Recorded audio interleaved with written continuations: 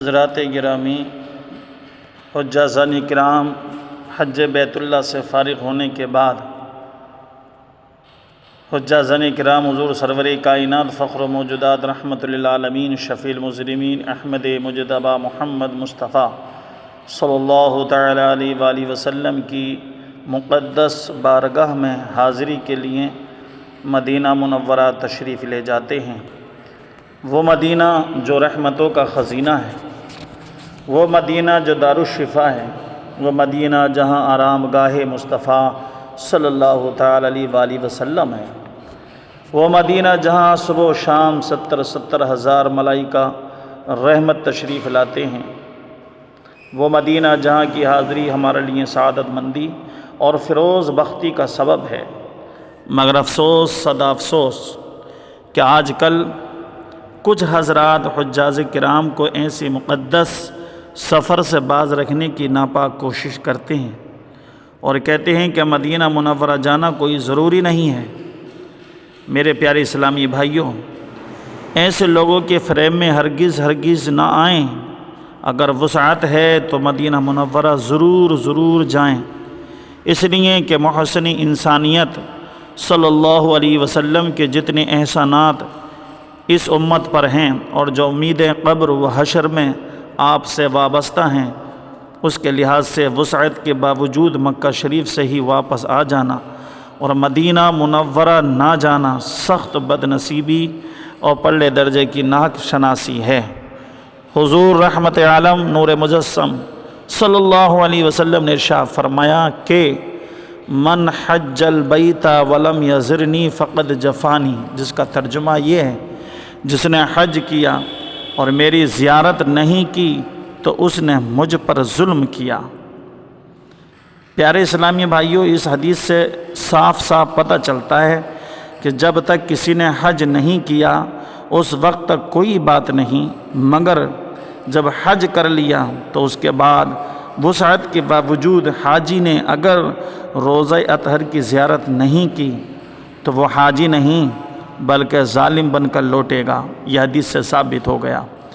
کچھ لوگوں کا یہ بھی خیال ہے کہ مدینہ منورہ صرف مسجد نبوی ہی کی زیارت کے ارادے سے جانا چاہیے، روضہ اطہر کی زیارت کے ارادے سے جانا بیکار ہے، لہٰذا ایسے لوگوں کی بات میں بھی نہیں آنا چاہیے، کیونکہ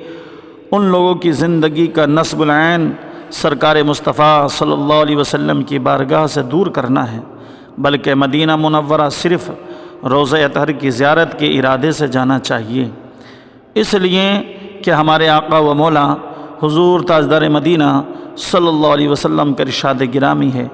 من زار قبری وجبت لہ شفاعتی، جس کا ترجمہ اس طرح سے ہے، جس نے میری قبر کی زیارت کی اس کے لیے میری شفاعت واجب ہو گئی۔ علماء فرماتے ہیں کہ اس حدیث کی روشنی میں پہلا سفر قبر انور ہی کی زیارت کے نیت سے ہونا چاہیے۔ سرکار دو عالم نور مجسم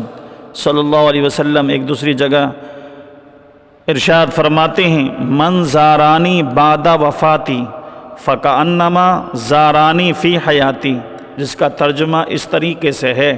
جس نے میری حیات کے بعد میری زیارت کی تو ایسا ہے کہ گویا اس نے میری زندگی میں میری زیارت کی۔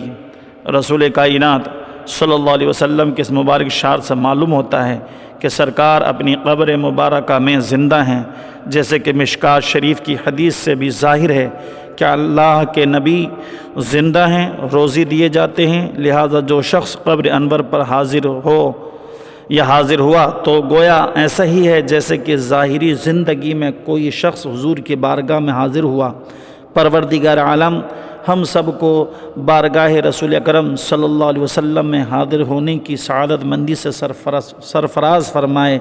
آمین۔ اعلیٰ حضرت عظیم البرکت مجددین و ملت امام احمد رضا خان ہم سنیوں کے جان فاضل بریلوی رحمت اللہ تعالی علیہ کچھ یوں ارشاد فرماتے ہیں، حاجیو آؤ شہنشاہ کا روزہ دیکھو، حاجیو آؤ شہنشاہ کا روزہ دیکھو، کعبہ تو دیکھ چکے کعبے کا کعبہ دیکھو، غور سے سن تو رضا کعبے سے آتی ہے صدا، میری آنکھوں سے میرے پیارے کا روزہ دیکھو۔